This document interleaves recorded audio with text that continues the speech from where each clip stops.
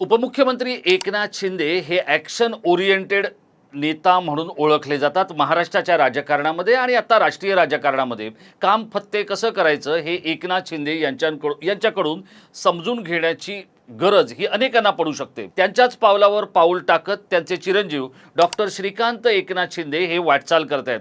तिसऱ्यांदा खासदार असलेल्या श्रीकांत शिंदे यांनी भाजपचे जे प्रदेशाध्यक्ष आहेत रवींद्र चव्हाण त्यांच्या कमालीच्या विरोधानंतर कल्याण डोंबिवलीमध्ये शिवसेनेचा भगवा अर्थात महायुतीचा भगवा फडकवला, शिवसेनेचा महापौर केला। तीच गोष्ट उल्हासनगरमध्ये, पण भिवंडीमध्ये मात्र जे काही घडलं त्यानंतर आता शिवसेनेतल्या बड्या नेत्यांच्या कामगिरीचं ऑडिट होणार आहे आणि त्याचा पहिला दणका हा मिलिंद देवरा यांना बसलेला आहे। मिलिंद देवरा यांची जवळपास पक्ष नेतृत्वाने अर्धा तास परेड केल्याची आपली माहिती आहे। मिलिंद देवरा हे प्रचंड प्रभावशाली उद्योग जगतामध्ये आणि विशेषतः लक्ष्मीपुत्रांमध्ये वजनदार नेते असल्याचं बोललं जातं। दक्षिण मुंबई हा आपला कार्यक्षेत्राचा भाग असलेले मिलिंद देवरा हे अगदी ट्रम्पपासून ते अंबानींपर्यंत सगळ्यांशी परिचित आणि स्नेह राखून आहेत, पण त्यांचा पक्षाला कोणताही उपयोग झाला नाही। मागच्या वेळेला आदित्य ठाकरे यांच्यासमोर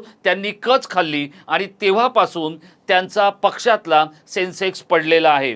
पक्ष म्हणजे एकनाथ शिंदे, श्रीकांत शिंदे आणि बडे नेते हे मिलिंद देवरा यांच्याबरोबरीने किंवा यांच्याबद्दल काहीसे नाराज आहेत। अशीच गोष्ट राहुल शेवाळे आणि त्या व्यतिरिक्त आणखी काही नेत्यांच्या वाट्याला या सगळ्या कामगिरीच्या ऑडिटचा भाग आत्ता येऊ शकतोय आणि त्यातूनच कोण कामाचा आणि कोण नावाचाच याच्याबद्दल शिंदेंच्या शिवसेनेत जोरदार चर्चा सुरू आहे, कारण आता सगळ्याच बड्या नेत्यांच्या कामगिरीचं ऑडिट सुरू झालंय।